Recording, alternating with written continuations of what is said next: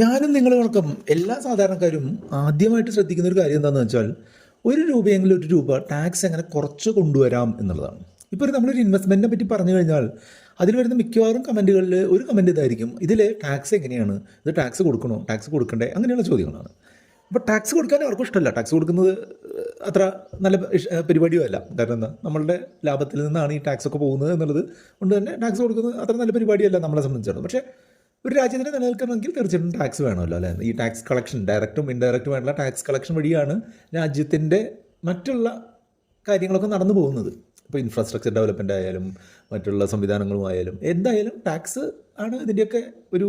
അപ്പോൾ നമ്മൾ കൊടുക്കുന്ന ടാക്സിനനുസരിച്ച് നമുക്ക് ഇന്ത്യയിൽ അതിനുള്ള സംവിധാനങ്ങൾ കിട്ടുന്നുണ്ടോ എന്ന് ചോദിച്ചു കഴിഞ്ഞാൽ ഒരു കുറച്ച് നാൾ മുൻപ് ഒരാൾ പറഞ്ഞിട്ടുള്ള ട്വീറ്റാണ് എനിക്ക് ഓർമ്മ വരുന്നത്. ഒന്ന്, നമ്മൾ യൂറോപ്പിൻ്റെ ടാക്സും ആഫ്രിക്കയുടെ സൗകര്യങ്ങളും തരുന്ന ഒരു രാജ്യമാണ് ഇന്ത്യ എന്നാണ് അദ്ദേഹം പറഞ്ഞത്. ഒരു പരിധിവരെ അത് ശരിയായിട്ടും തോന്നുന്നുണ്ട്. കാരണം എന്താ, യൂറോപ്പിലൊക്കെയുള്ള വൻ ടാക്സേഷൻ ഒക്കെയാണ്. ഇന്ത്യയിലിപ്പോൾ 30% മേലിലൊക്കെ ടാക്സേഷനുള്ള സംവിധാനങ്ങളുണ്ട്. അപ്പോൾ അത്രയും വലിയൊരു ടാക്സ് കൊടുത്തിട്ട് നമുക്ക് കിട്ടുന്ന ഇൻഫ്രാസ്ട്രക്ചർ സംവിധാനങ്ങൾ മോശമാണ് എന്ന് തന്നെയാണ് എൻ്റെ പേഴ്സണൽ അഭിപ്രായവും. നിങ്ങളുടെ അഭിപ്രായങ്ങൾ എന്തെങ്കിലും ഉണ്ടെങ്കിൽ ഒന്ന് കമൻറ്റ് ചെയ്തോളൂ. അപ്പോൾ ഇന്ന് ഈ വീഡിയോയിൽ പറയുന്നത് അധികം ആരും പറഞ്ഞു തരാത്ത 6 ടാക്സ് ലാഭിക്കാനുള്ള വഴികളെ പറ്റിയിട്ടാണ് പറയുന്നത്.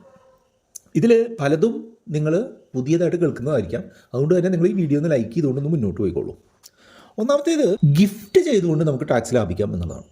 അതായത് നിങ്ങളുടെ കയ്യിൽ ഒരു പണമുണ്ട്, ആ പണം നിങ്ങൾക്ക് സേവ് ചെയ്യുകയോ ഇൻവെസ്റ്റ് ചെയ്യുകയോ ചെയ്തു കഴിഞ്ഞാൽ അതിൻ്റെ ലാഭത്തിൽ നമുക്ക് ടാക്സ് കൊടുക്കണം. അപ്പോൾ നമുക്കത് നമ്മളുടെ പാരൻസിന് ഗിഫ്റ്റ് ചെയ്തുകൊണ്ട് അവർ ഇൻവെസ്റ്റ് ചെയ്ത് കഴിഞ്ഞാൽ ആ കിട്ടുന്ന ലാഭത്തിന് എന്ത് വേണ്ട, ടാക്സ് കൊടുക്കേണ്ടതില്ല. പക്ഷേ എപ്പോഴും ശ്രദ്ധിക്കേണ്ട ഒരു കാര്യം എന്താണെന്ന് വെച്ചാൽ, പാരൻസിന് മറ്റ് മക്കളുണ്ട് എന്നുണ്ടെങ്കിൽ പാരൻസിന് എന്തെങ്കിലും സംഭവിച്ചു കഴിഞ്ഞാൽ അവർക്കും കൂടെ ഈ സ്വത്തിൽ അവകാശം ഉന്നയിക്കാനുള്ളൊരു സാഹചര്യം ഉണ്ടാവുമെന്നുള്ളത് നിങ്ങൾ ശ്രദ്ധിക്കുക.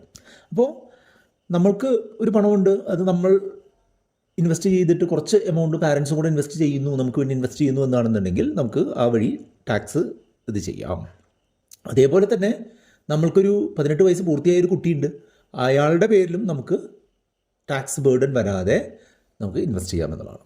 18 വയസ്സാവാത്ത കുട്ടിക്കും ഭാര്യയുടെയും കാര്യം പറഞ്ഞില്ലല്ലോ, അല്ലെങ്കിൽ ഭാര്യയുടെയോ അല്ലെങ്കിൽ ഭർത്താവിൻ്റെയോ കാര്യം പറഞ്ഞില്ലല്ലോ എന്ന് ചോദിച്ചു കഴിഞ്ഞാൽ, ഈ ഭാര്യയുടെയോ ഭർത്താവിൻ്റെയോ പേരിലോ 18 വയസ്സ് പൂർത്തിയാകാത്ത കുട്ടിയുടെ പേരിലോ നമ്മൾ നിക്ഷേപിച്ചിട്ട് അതിൽ നിന്ന് കിട്ടുന്ന ലാഭത്തിന് നമ്മൾ തന്നെ ടാക്സ് കൊടുക്കേണ്ടി വരും. അതായത് ഇൻകം ടാക്സിൻ്റെ ഇൻകം ക്ലബിംഗ് എന്ന് പറഞ്ഞ പ്രൊവിഷൻ ഉള്ളതുകൊണ്ട് തന്നെ അവർക്ക് കിട്ടുന്ന വരുമാനവും നമ്മളുടെ വരുമാനവും കൂടെ കൂട്ടിയിട്ടായിരിക്കും നമ്മൾക്ക് ടാക്സ് കൊടുക്കേണ്ടി വരിക. അതുമാത്രമല്ല, മറ്റൊരു കാര്യം എന്താണെന്ന് വെച്ചാൽ, ഇപ്പോൾ നിങ്ങളുടെ വെഡ്ഡിങ് നടന്നിട്ടുള്ള ഒരു സമയമാണെന്നുണ്ടെങ്കിൽ നിങ്ങൾക്ക് വെഡ്ഡിങ് വഴി കിട്ടിയിട്ടുള്ള രൂപകൾ അല്ലെങ്കിൽ സമ്പത്തിന് നമ്മൾ ടാക്സ് കൊടുക്കേണ്ടതില്ല എന്നതാണ് ഇൻകം ടാക്സ് റൂൾസ് പറയുന്നത്.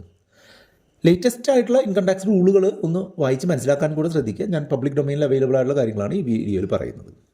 രണ്ടാമത്തെ ഒരു ഓപ്ഷൻ എന്ന് പറഞ്ഞിട്ടുണ്ടെങ്കിൽ, നിങ്ങൾ ഒരു ജോലിക്കാരനാണ്, നിങ്ങൾ എംപ്ലോയി പ്രൊവിഡൻറ്റ് ഫണ്ട് സ്കീമിൽ നിങ്ങൾ എൻറോൾ ചെയ്തിട്ടുണ്ട് എന്നുണ്ടെങ്കിൽ നിങ്ങൾക്ക് 12% വരെ ബേസിക് സാലറിയുടെ ഒരു ഇൻവെസ്റ്റ്മെൻറ്റ് EPF നടത്താനായിട്ട് സാധിക്കും.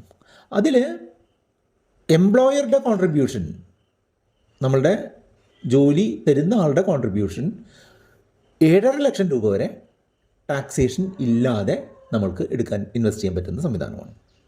അപ്പോൾ EPF നമ്മൾ കോൺട്രിബ്യൂട്ട് ചെയ്യുന്നുണ്ടെന്നുണ്ടെങ്കിൽ അതിൽ മാക്സിമം നമ്മൾ കോൺട്രിബ്യൂട്ട് ചെയ്ത് കഴിഞ്ഞാൽ നമ്മുടെ സേഫായിട്ട് നമ്മുടെ എമൗണ്ട് വർദ്ധിക്കുന്നതോടൊപ്പം തന്നെ എംപ്ലോയർ നമുക്ക് വേണ്ടി ഇൻവെസ്റ്റ് ചെയ്യുന്ന എമൗണ്ടിന് നമ്മൾ ടാക്സ് കൊടുക്കേണ്ടതില്ല എന്നുള്ളത് നമ്മൾ പ്രത്യേകം ശ്രദ്ധിക്കേണ്ടതുണ്ട്.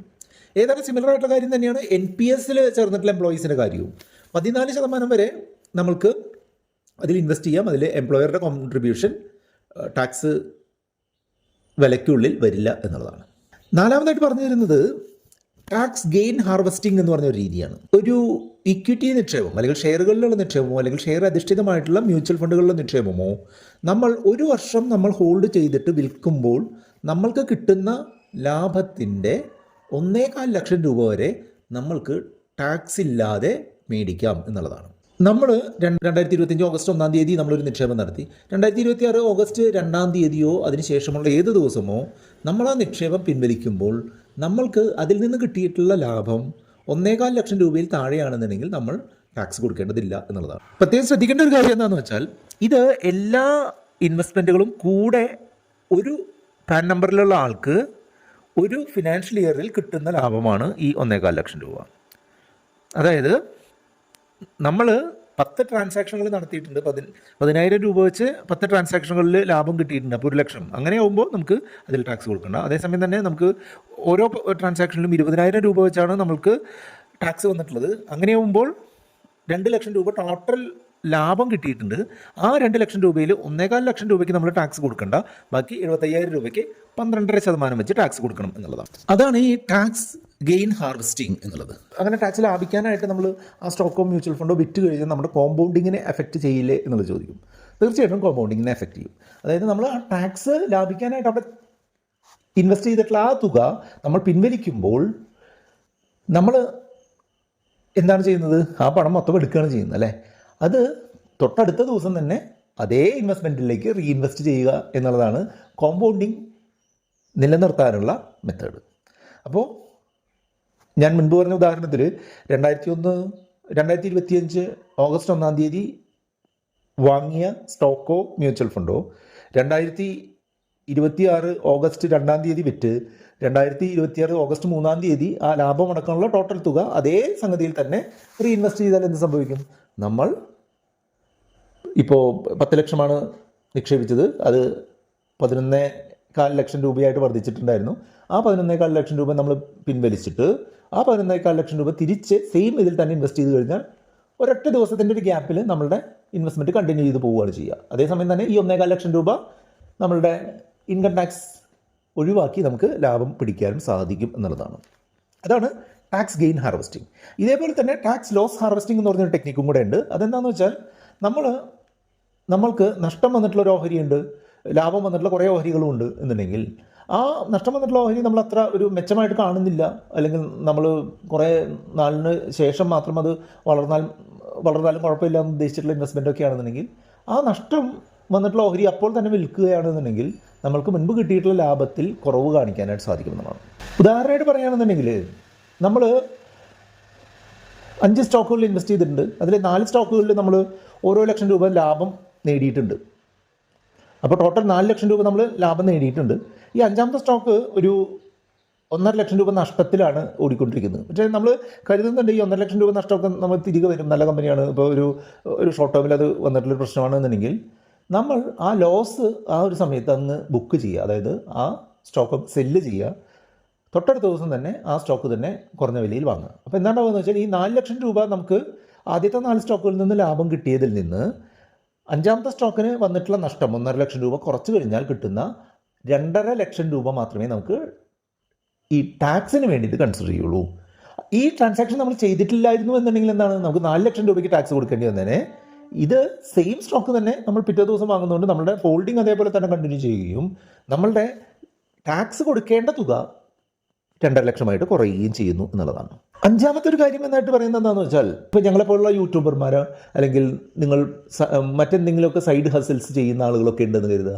അപ്പോൾ നമ്മുടെ ഈ ഒരു ആക്ടിവിറ്റിയിൽ നിന്ന് നമുക്ക് ഒരു ഇൻകം കിട്ടുന്നത് തീർച്ചയായിട്ടും ഇൻകം ടാക്സ് അടയ്ക്കേണ്ടതുണ്ട്, നമ്മളൊക്കെ അടയ്ക്കുന്നുമുണ്ട്. അങ്ങനെ അടയ്ക്കുന്ന ഇൻകം ടാക്സ് ഈ നമുക്ക് കിട്ടുന്ന മൊത്തം വരുമാനത്തിൻ്റെ ഇൻകം ടാക്സ് ഒന്നും അടയ്ക്കേണ്ടി വരാറില്ല.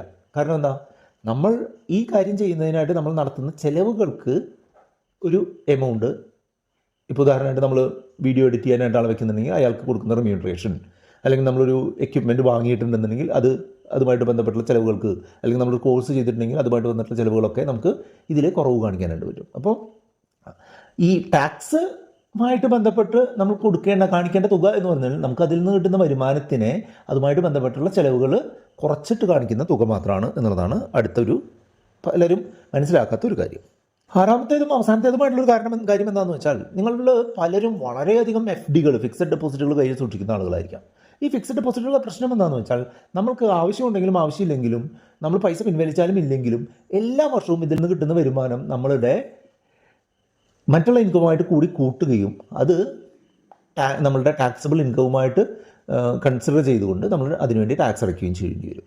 അപ്പോൾ വലിയ FDകളൊക്കെയുള്ള 2 കോടി 3 കോടിയൊക്കെ FDയുള്ള ആളുകൾ വലിയൊരു തുക കിട്ടുന്ന പലിശയുടെ 10% നമ്മൾ ടാക്സ് കൊടുക്കേണ്ടി വരാറുണ്ട്. അതായത് നിങ്ങൾ ഒരു 7% പലിശയ്ക്കാണ് ഒരു ഇൻവെസ്റ്റ്മെൻറ്റ് നടത്തിയിട്ടുള്ളത്, അല്ലെങ്കിൽ ഒരു FD ഇട്ടിട്ടുള്ളത് എന്നുണ്ടെങ്കിൽ അതിൻ്റെ 10% 0.7% ആണ് നമുക്ക് എഫക്റ്റീവ്ലി കയ്യിൽ കിട്ടുക. അതായത് 6.3% മാത്രമാണ് നമുക്ക് കയ്യിൽ കിട്ടുക എന്നുള്ളതാണ്.